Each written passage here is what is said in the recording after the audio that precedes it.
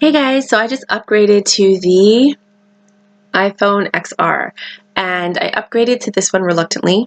There's issues that were going on with AT&T and my phone. But at the end of all the troubleshooting, I ended up having to get a new phone.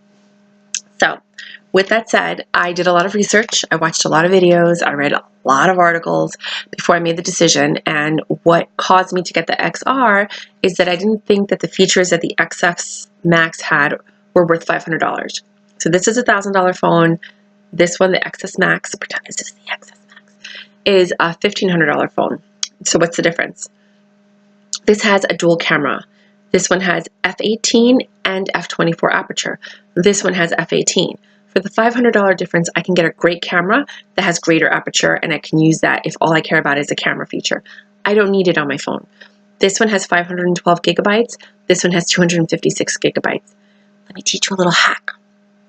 What I do is when this almost gets full is I plug it into my computer. I find it, you know, like how you would an external hard drive.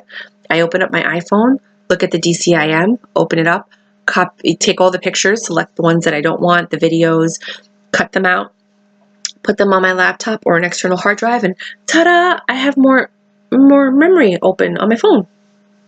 So I didn't need to pay for this one when I had this one. You know, I can always clear the memory out of this one. Also, I could barely find things on my 128 gigabyte one, but I needed the 256 because that one was almost full and I didn't want to keep deleting like voice notes or music and things like that. So I figured, let me just get this next one.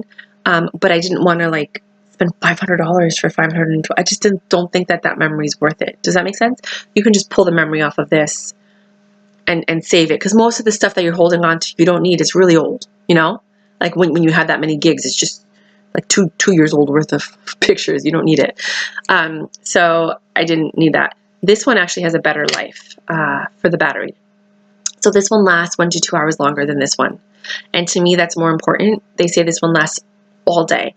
Whether you're gaming, you're talking, you're texting, you're on the internet, like this lasts all day compared to this one. And to me, that's more important. So for me, the reason I chose this one is a $500 difference. I didn't think that this was worth $500 more. The camera would suffice. I'm actually filming a documentary, if you guys have been watching my videos, and I'm using my iPhone for part of it, and I just felt that this would suffice compared to this one. This one actually has a built-in beautification mode. When you actually choose a portrait picture, it like shrinks the background, it focuses on your face, and it starts to almost auto airbrush it. I didn't want that. I just want like a regular camera. So, and some people say that some other parts, like when you take pictures or video, it kind of airbrushes it too. It's really good for, I guess, for social influencers because they really care about their image and their look. For me, I prefer real. So I chose this one also. So again, let's go over the main points. $500 more, $500 cheaper. Longer battery life, not as long battery life. Better camera, f/18 and f/24 aperture, f/18 camera. Max is 256 gigabytes. Max is 512 gigabytes. If you're going to go with like 128 or 64 gigabytes, you shouldn't even bother with these phones.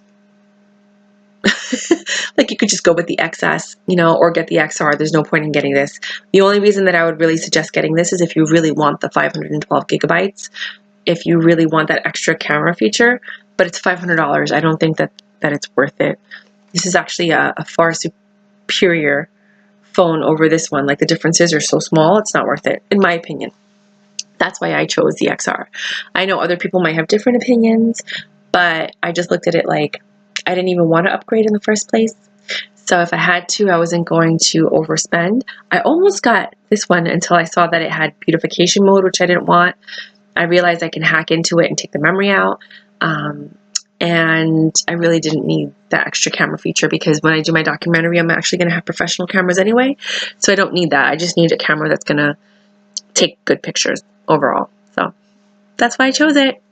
I hope it made sense to some people. I did a lot of research to figure out what the differences were. Those were my deciding factors. If you look at them in comparison, everything's exactly the same except for those three things. Oh, and I think also this one, the 512, it can go up to 2 meters of water, whereas the XR can only go up to 1 meter of water. Okay, bye guys.